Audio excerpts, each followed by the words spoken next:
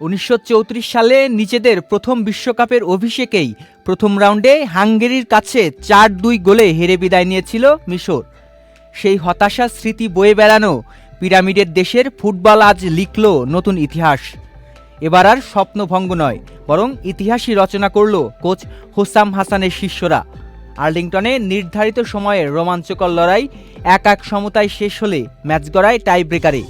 স্নায়ুচাপের সেই লড়াইয়ে অস্ট্রেলিয়াকে 4-2 গোলে হারিয়ে টাইব্রেকারের শুরুতেই বড় ধাক্কা খায় অস্ট্রেলিয়া। প্রথম শট নিতে এসে হ্যারি শুটার বল উড়িয়ে মারেন ক্রসবারের উপর দিয়ে। সুযোগটা লুফে নেন মাহমুদ সাবের। প্রথম শটেই গোল করে মিশরকে এগিয়ে দেন তিনি।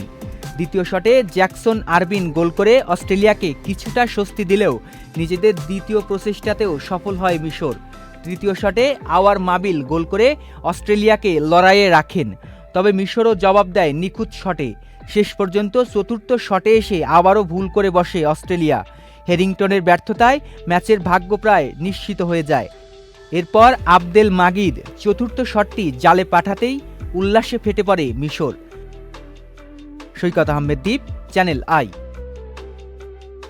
বসুন্ধরা টিস্যু, অশুদ্ধতার বিরুদ্ধে এক বিন্দুও ছাড় নয়।